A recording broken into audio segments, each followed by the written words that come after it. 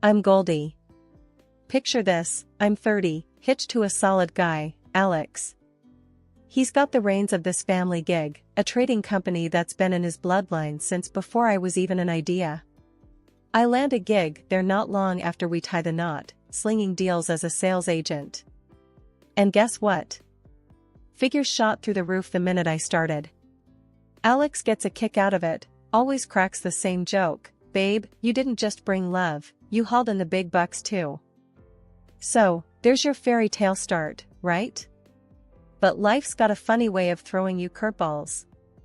Now, Mary, the mother-in-law, she's a piece of work, you know? And Cynthia, her daughter, she prances around like she's queen bee because she's got some fancy letters behind her name.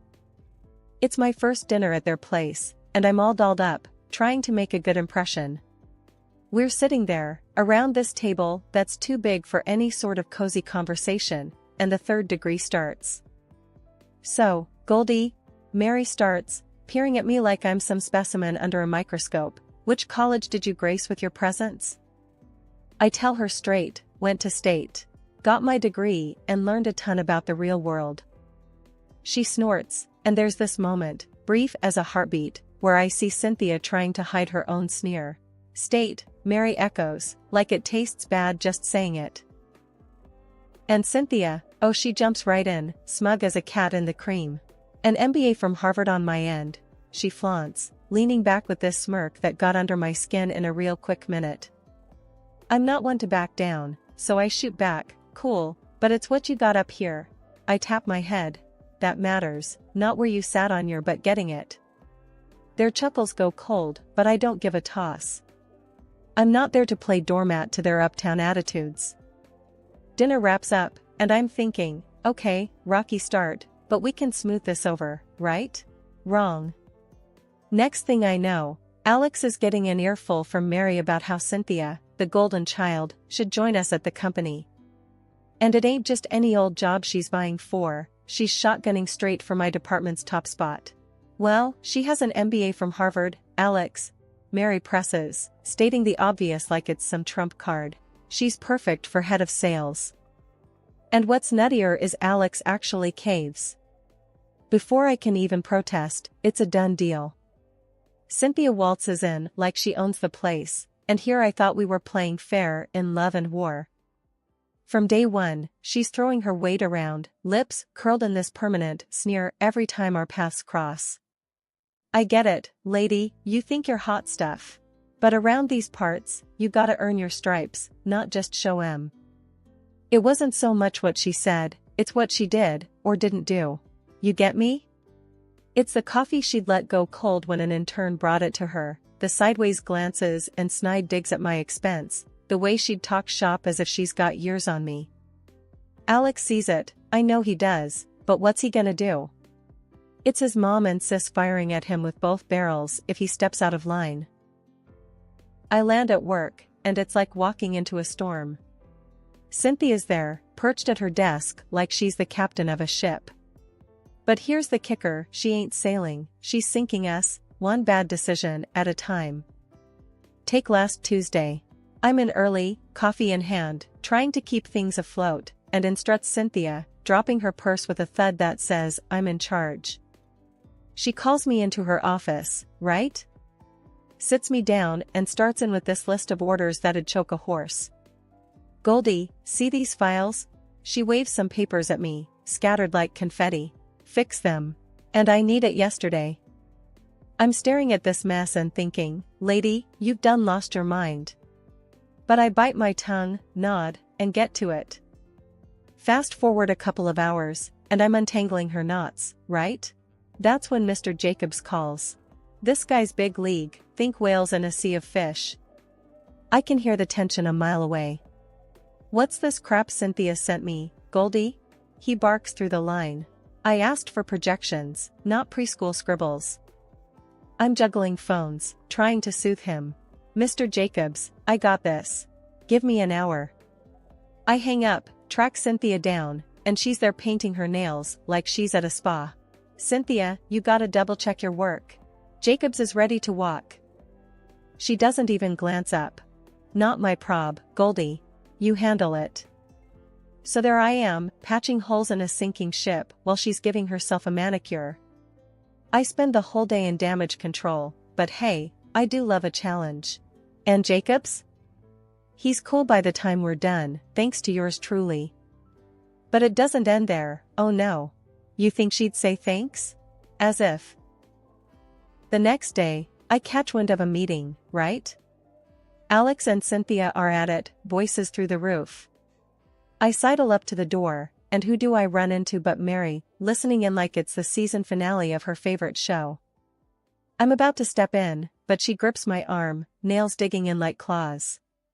Leave him, she hisses, all snake-like. This is family business. I wrench free, feeling her eyes on my back, and open the door. There's Cynthia, tears and all, playing up a storm. Alex, I'm trying, but Goldie's always undermining me. I'm floored. If her lies were dirt, we'd be buried alive. Alex is standing there, and I can see he's torn.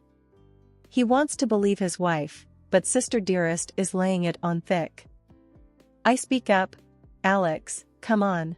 You and I know that's a load of bull. Cynthia whips around, all drama. See? She points right at me, accusing like I'm the bad guy in some cheap novel. We're nose to nose, practically. You wanna explain, Jacobs, then? I challenge her, my voice level. Alex pipes up, tired lines around his eyes. Enough, both of you. I take a deep breath, ready to battle this out, but Mary barges in, cutting the air like a knife. Goldie's just jealous, Alex. You can see it. I'm about to say my piece, but it's like talking to a wall with those two, no, three. They've made up their minds, and I'm the villain in their fairy tale. It was a Tuesday, nothing out of the ordinary, until I got the call. Alex had a wreck. Some jerk ran a red and my world flipped upside down. The hospital, the blinking machines, Alex looking too still, it was like a nightmare I couldn't wake up from. I was in that hospital room, feeling like someone scooped out my insides. But here's the deal, which, trust me, made my heart sink even lower if that's possible. According to Alex's will, only a blood relative can take over the company. That should have been our kids, if we had any.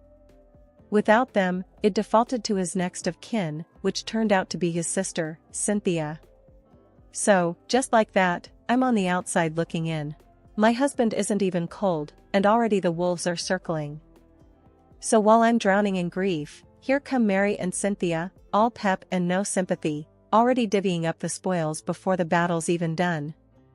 Cynthia wastes no time throwing it in my face, right there in the hospital corridor. You see, Goldie, it's all clear-cut. Alex's will is as plain as day. Blood relatives only. With Alex. She trails off, like even saying coma would jinx her takeover. I could barely keep the snarl from my voice. So, what? You're dancing on his grave already? The man is fighting for his life. She just rolled her eyes, as cold as the sterile hospital walls. Business waits for no one, dear. It's unfortunate, yes, but we must think of the future. And as for you, she stepped closer. Well, you were just the wife. As I see it, you were never really part of the company, not like family. Mary nodded, her lips in a thin line. Cynthia's right. You have no children, Goldie. It was always going to be her. That was it. Their true colors, loud and clear. They didn't give a damn about Alex, only about what they could grab from his still warm hands. I walked away from them, my mind a chaos of grief and fury. I had to do something, but what? Every fiber of my being was woven into that company, into the life Alex and I had built. I wasn't just going to let them steal it. Days turned to weeks, and Alex didn't wake up. The company felt his absence like a missing limb, and Cynthia's reign didn't sit right with anyone, they all felt it too. One afternoon, Cynthia blocked my path by the copier, her arms folded over her chest. Still here, Goldie? I'd have thought you'd take the hint and leave with some dignity.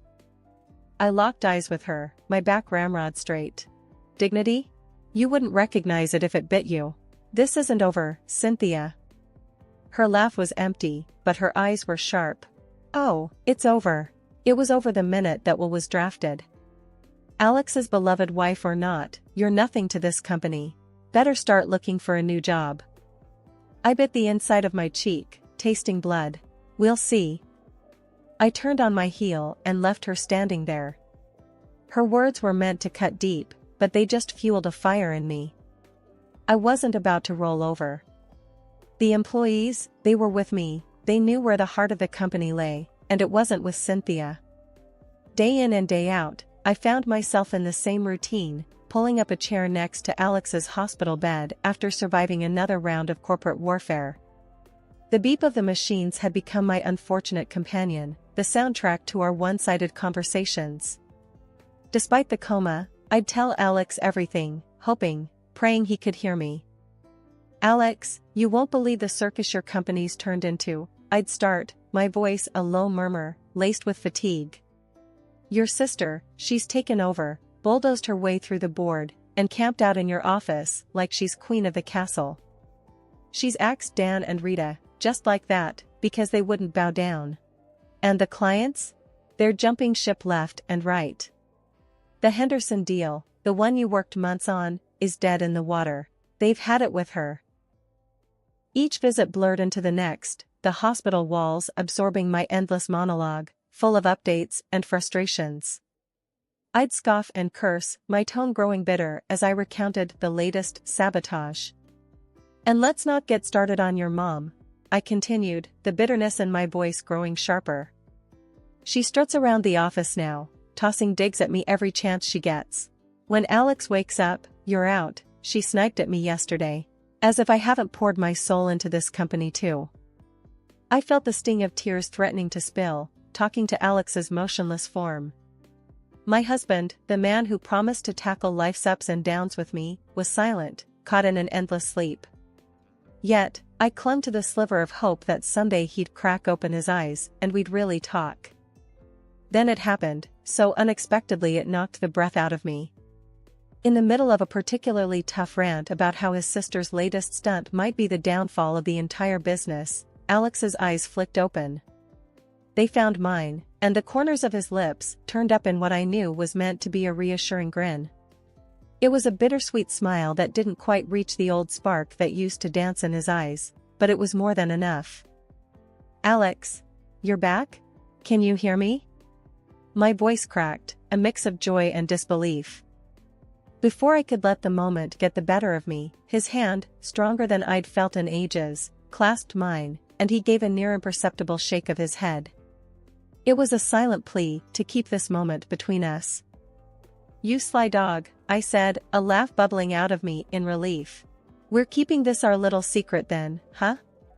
His smile said it all as he closed his eyes again, like this was just a brief break from his rest. But that grip on my hand didn't let up. I leaned in close. "All right, Your Highness, we'll play it your way. We'll let them think nothing's changed. But you and me, we're gonna turn this around. Wait and see." Leaving the hospital that night felt different. There was something like hope, or was it defiance, brewing inside me. I'd go to the office tomorrow, face Cynthia and his mom, and act like it was all the same, all while knowing Alex was coming back to me. Days turned into weeks, holding in the secret like clenching a fist around a live wire. That wire jolted out of my hands the day I got called to the lion's den, or what used to be Alex's place before Cynthia turned it into a sort of throne room for her ego. I walked into that office, a storm brewing in my chest. Cynthia was perched on the edge of Alex's desk like she was waiting for a parade in her honor. Mary lounged in a corner, looking all smug. "Time to hit the road," Cynthia tossed the words out without even looking directly at me. She had the termination papers already laid out like she was dealing cards at a shoddy casino. Mary piped up from her corner with that gravelly voice of hers, with Alex out of the picture, Cynthia's running the show. I was one twitch away from telling them where they could shove those papers, but I clenched my fists, instead, teeth grinding. And just like some Hollywood timing, the door swung open with a bang. There was Alex. He looked rough around the edges, but still standing, still breathing, still mine. Cynthia's face dropped like she just swallowed a bug. Alex didn't miss a beat. "Cynthia, get out of my chair." He spat the words out. His voice held less of its usual command, sure, but it had a bite. My eyes could barely peel away from him, but I had to see Cynthia's reaction. Her face twisted like she was chewing on glass. "What the, Alex? How are you?" Alex cut her off. "Standing? Talking? Surprise, sis. I'm not as gone as you hoped." Mary tried to back her daughter up. "This isn't happening. He's supposed to be drooling in a bed?" "Yeah, well, life's full of surprises." Alex snapped back, his eyes never leaving Cynthia. "Now, off my chair. We're going to have a real nice chat." Cynthia stood, stumbling a bit like her legs were made of wet noodles. "You can't just come back and what? Take back my company?" "Oh, I think I can," Alex interrupted, moving closer to his desk. I stepped forward, standing next to Alex. "The two of us. United front." "Yeah, Cynthia." I pitched in. "Hurling people out on their asses is your specialty. Time to see how it feels, huh?" Cynthia clenched her jaw so tight I could hear her teeth grind, while Mary was still trying to process the scene, looking like her software crashed. "Alex, you're sick. I need my company back. You two," he waved a dismissive hand at them. "You're done here." Cynthia's face was now the color of rotten tomatoes. "I'll call the board. They won't stand for this." Alex looked over at me, a knowing glint in his eye. "The board's in on it, aren't they, babe?" I nodded, barely holding back a smile. "Yep. Heard from them this morning. They're thrilled you're back. Even sent flowers." Cynthia still tried to have the last word. "This isn't over, Alex." "No, it is. For you." Alex's words cut her off, as short and final as a door slam. Cynthia's eyes flitted between Alex and me, the defeat finally sinking in as she grabbed her mom's arm. They left, not with the whiff of victory but with tails between their legs. Then, it was just us, alone in the room that had seen more drama than a daytime soap. "You played it well, Alex. Had me scared too," I managed to say, my voice shaking off the last bits of worry and fear. He slumped into his chair, looked up at me with those eyes I fell for. Had to make it believable. Couldn't let them ruin everything we've built. I took his hand, a surge of pride washing over me. "They didn't. And they won't." Alex's grip on my hand tightened, the fight still there. "Time for some damage control." I shot back, more like a full-on fixer-upper. "But together, we'll patch it up." Alex laughed, that familiar sound, but this time it was a little more victorious. I laughed too. It was over, this round at least. We were back in the game, Alex and I, ready to rebuild and face whatever came next. The office was humming like a kicked anthill when I walked in, fresh energy lighting up the place. With the dead weights cut off, Alex's office felt like a command center ready for a new mission. His recovery had flipped the switch on our future, and we were gunning the engine hard. I found Alex in the middle of the fray, barking orders to the team but with a grin that said he was back to his old self. "Okay, team. Let's not waste any more time," he said. "We've got a whole chunk of backlog to clear and new deals to chase." I leaned against the doorframe, watching my husband rally the troops. He caught sight of me and winked. "Hey, you're part of this too. Roll up your sleeves." Chuckling, I walked over. "Do I get a title for this or just the usual Alex's better half?" He chuckled. "How about co-captain?" Co-captain rang out well, so I nodded. "Co-captain, reporting for duty." Turning to the team, Alex made introductions. "Everyone, meet the co-captain of this ship. She steered it through the storm while I was out." The team clapped, and a few here's rolled through the group. It felt good, really good, like we were a family that had weathered the worst. As the team dispersed to get back to work, I sat down with Alex. "So, what's the game plan?" I asked, comfy in the swivel chair I had commandeered. "We're shaking the tree, babe. Ditching the bad apples that Cynthia brought in." Alex sounded pumped. There were spreadsheets all over his desk, plans scribbled on paper. I pointed to the papers. Hiring new blood? Yep. And we're putting money into developing our team. Training, seminars. No more throwing them in the deep end, he replied, highlighting a section that said team growth. I added, not just survival of the fittest, then. Alex shook his head. Nah, it's about thriving, not just surviving. We both knew the buzz in the office was more than just people being busy.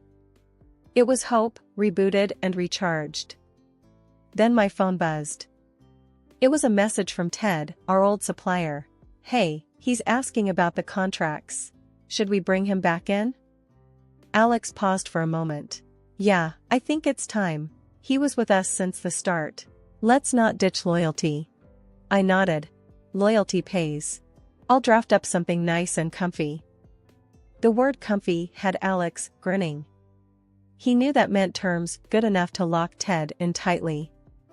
Just as I was about to get up and get to it, Alex grabbed my hand. Hey, I never got to say it properly, thank you. For not giving up when I was, well, you know. I squeezed his hand. No need for thanks. It's us against the world, right? Right? He confirmed, and we locked eyes in a moment of silent understanding, the kind that said we were a team, through thick and thin. My phone vibrated. It was Cynthia, rambling on about another blown job interview. They don't get it, you know? I'm leadership material, they want me to start from scratch. No way. Alex overheard and shook his head. She needs to start at the bottom, learn to crawl before she can boss around. I nodded. Right. But try telling her that. Cynthia wasn't the only family headache. Alex's mom was a constant buzz in our background, mad about the money tap getting twisted shut. She called again, and Alex glanced at the phone, letting it ring out. Your mom again? I asked, already knowing the answer. He sighed. Yep. She's been blowing up my phone since I stopped the cash flow. The memories of them assuming the worst when Alex was sick, bordering on vulture circling, stayed fresh. Alex finally picked up on the fifth ring, keeping it clipped. Mom, it's done. You've got to deal with it. The line got real loud, real quick. His mother's voice shrilled through, but Alex held his ground. When the call ended, he was tired but firm. No more free rides. I wrapped an arm around him. You okay? He nodded. Yeah, it's just draining. Let's not let them spoil tonight, okay? I suggested, wanting to steer clear of the drama for once. Agreed. Besides, he said, there's something better to talk about. His hint hung in the air, and I smiled. A baby? He smiled back, full of hope and love, his eyes lighting up at the possibility. Shifting gears from family drama to our own little unit felt like the right move. The notion of a kid, of starting fresh with our own small tribe, seemed to seal the deal on the new beginnings front. Turning off the lights, locking up the office that was once a battleground, we left for the day, hand in hand, a team thinking about adding a new member. Beneath the calm of making plans for the future, there's that undercurrent of family strain. But it's getting easier to let their calls go to voicemail, to ignore the bitter texts. We're not cold, just done. Done with the guilt trips, the scrambling to appease. It's about our little family now. And maybe, just maybe, this fresh start isn't just a new chapter in the business. Driving home, I sat with that thought, thumbing the little baby shoes we'd impulsively bought, a symbol of hope, of new life. So, about baby names, Alex started. I smothered a laugh. Already? He shrugged. Never too early. The streetlights flickered past, each one a beacon in the easy silence of our drive, each one guiding us away from the chaos and towards something better.